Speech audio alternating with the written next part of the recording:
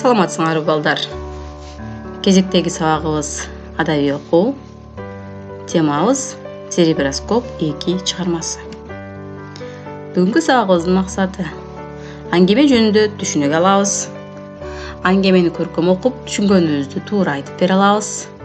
Ынтымактуулукка, бирөөнүн оюн сыйлоого үйрөнөбүз. Балдар, цереброскоп деген фантастикалуу сөз эмес болду экен. Силерге кызыктуу болдубу? Анда чыгарманы мен силерге айтып берейин, ал эми силер болсо өзүңөр өз алдынча окуп чыгасыңар. Андан кийин буга чейинки өткөн фантастикалык чыгармаларыбыз менен салыштырып көрөсүңөр. Бул чыгармада Жанчар деген жаш жигит болот.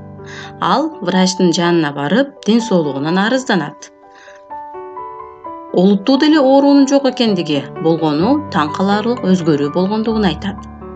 Жанчар жанына келген адамдардын оюн билип, анын эмне айтарын билип алгандыгын айтып өтөт. А дегенде бул касиет менен ал сыймыктанат.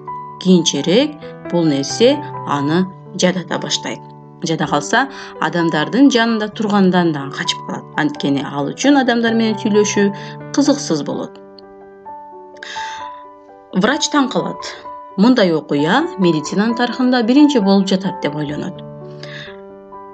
Андан кийин Жанчар дароо эле кийинки кездерде жок, травмага дуушар болгонум жок дейт. Врач дагы таң калат. Анын оюндагысын айтып коет. Ошентип Жанчар айтат, бул нерсе менин режимди сактабай, акыл эмгеги менен көп иштегендиктен айтып жүрүшкөн, түшүндүрүшкөн дейт врачтар. Көңүлү чөгүп, эс алайын деп бөлмөгө кирет. Почта аркылуу анын аяш атасынын белеги турган болот үйдө. Жигит чыканагына чейин түрүлгөн тарамыштуу жоон билегиндеги саатты карап коет. Демек, Жанчарга аяш атасы почта аркылуу бир кооз саат жөнөткөн болот. Аны Жанчар тагып алган болот. Бир кезде Жанчар уктап кеткенден кийин аны досу ойгонот. Турса эле жанында досу туруптур. Анын досунун оюнда дароо окуп ала коет. Нурила келиптирби деп. Ооба, сени сыртта күтүп турат. А сен аны кайдан билдиң? Деп досу да таң калат. Досунун аты Нурлан болот. Ошентип Нурила көпкө чейин сүйлөшүп отуруп, бирок сейилдеп басып жүрүп, анын бардык айтайын деген ойлорун билип алат. Доктор таң калат. Андан кийин Мария Ивановнага цереброскопту алып келиңиз дейт. А медсестрасы болсо чемодан сыяктуу бир нече көрсөткүч шкалалары бар аппаратын көтөрүп келип, башын Жанчардын башына тегерек алкакты салат. Ошентип ал аппарат менен текшерип көргөндө доктор Жанчардын башында эч кандай бир маселе өзгөрүү жок экендигин айтат. Доктор таң калат. Бул аппарат эң азыркы учурдагы аппарат. Кандай өзгөрүү болду экен сизде? Эмне болду экен деп таба албай таң калат. Ушул силер көрүп турган Жанчардын башына кийгизген цереброскоп аппараты деп элестеткиле. Ошентип турса эле доктор айтат, мен сизди Москвага ушул аппаратты түзгөн дүйнөдөгү эң көрүнүктүү психолог деп баштаса эле, Жанчар дагы айтат, жок, сиз Айбаев жөнүндө айтпай эле туруңуз дейт. Анткени ал менин өзүмдүн атамдан кем көрбөгөн аяш атам дейт. Врач таң калат. Ошол Айбашевка жолдомо жазып берейин деп даярданып жаткан. Ошондой деңизчи деп доктор таң калат. Ошондо Жанчардын колундагы саатты карайт дагы. Кана саатыңызды бериңизчи дейт. Жанчар саатын чечкиси келбей, врачты таң кала карайт дагы, колундагы саатты анча көңүлдөнбөй чечип берет. Сааттын циферблатында цереброскоп 2 деген сөз жазылып турган экен.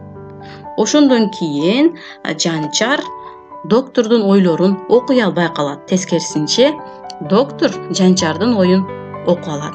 Жанчар таң калат. Мен сиздин оюңузду окуй албай жатамын десе, доктор айтат, саат менин колумда дейт. Мына эми сиздин оюңузду мен билип турамын. Демек, кептин баары саатта экендигин экөөсү тең ошондо түшүнөт. Цереброскоп деген мээдеги электрдик импульстарды байкоочу прибор экендигин доктор Жанчарга түшүндүрөт.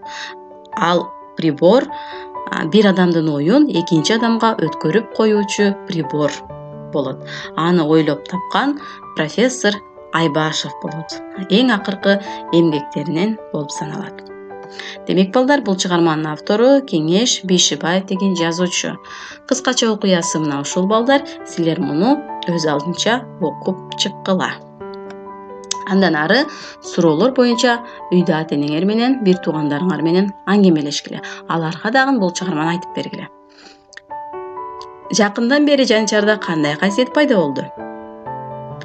Эмне үчүн адамдар менен пикирлешүү кызыксыз болуп калды? Жанчар эмне үчүн врачтын оюн биле албай калды? Цереброскоп кандай прибор экен? Андан ары балдар, фантастикалык чыгармалар боюнча жалпы суроолор силерге. Фантастикалык чыгармалардын адам үчүн кандай пайдасы бар деп ойлойсуң? Өзүң да фантастикалык чыгарма жараткың келеби? Эмне жөнүндө жазгың келет? Ойлонуп, таблицаны дептериңерге көчүрүп жазгыла, аны толтургула. Биз буга чейин 5 чыгарма өттүк: 3-чү шар, асмандан кат, А1 самолету, самолетум кайда жана цереброскоп 2. Бул чыгармалардын ар бирин бул жерге кандай өзгөчөлүгү бар, кандай каармандары бар, силерге жактыбы, жакса эмнеси менен жакты, ошолорду жазып, толтуруп койгула. Тапшырма силерге балдар, чыгарманы толук окуп чыккыла. Сабагыбыз бүттү. Саламатта тургула.